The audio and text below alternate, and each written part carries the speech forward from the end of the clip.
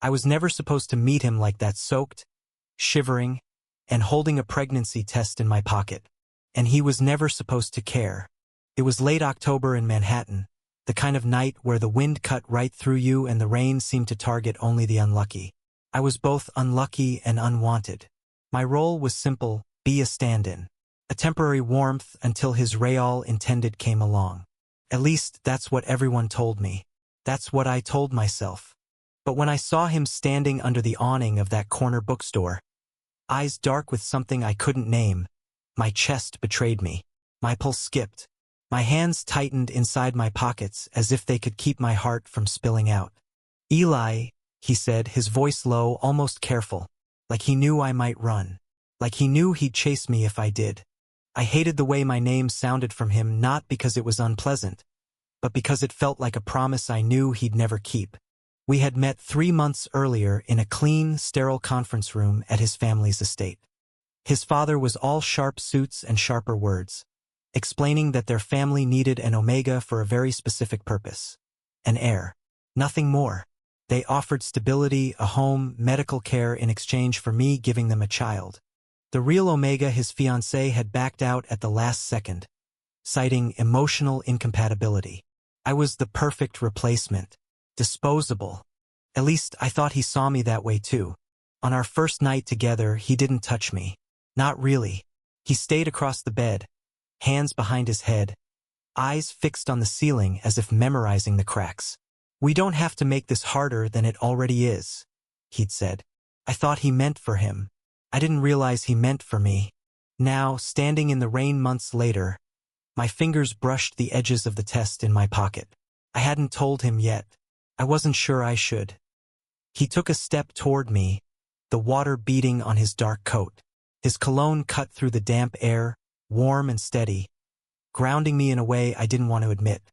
"Why are you out here alone?" he asked. I laughed, bitter and short. "You mean, why isn't your property safe in its assigned place?" His jaw tightened. "You're not property. Don't say that like it means something," I shot back. Silence hung between us. His eyes searched mine like he was looking for something he'd lost, or maybe something he'd never had the courage to claim.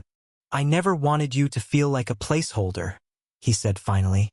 "Then you shouldn't have made me one." That night he followed me home. Not to my assigned apartment in the family's building, but the tiny walk-up I'd rented before all this.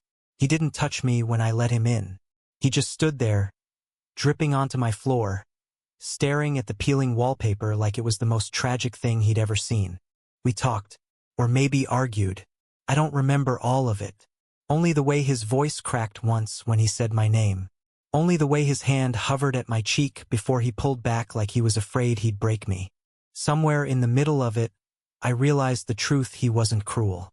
He was terrified. Of his father. Of failing. Of wanting something he wasn't supposed to want. And maybe of wanting me. The first time he kissed me, it wasn't gentle. It was desperate.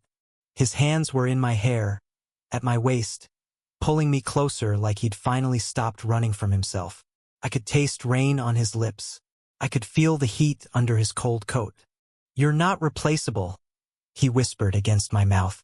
I wanted to believe him. God, I wanted to. But words were easy.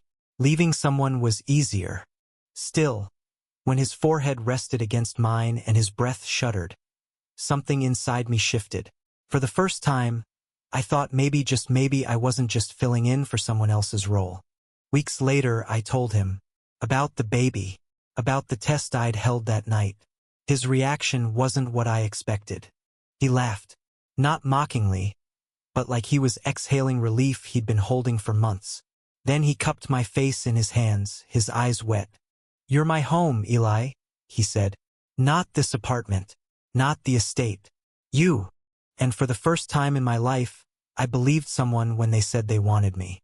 The world outside was still cold, still cruel, still ready to tear us apart if it could. But when he wrapped his arms around me and pressed his lips to my temple, I knew it didn't matter. Because sometimes the family you're searching for isn't the one you're born into. It's the one you build, one trembling, defiant heartbeat at a time. Thank you for listening.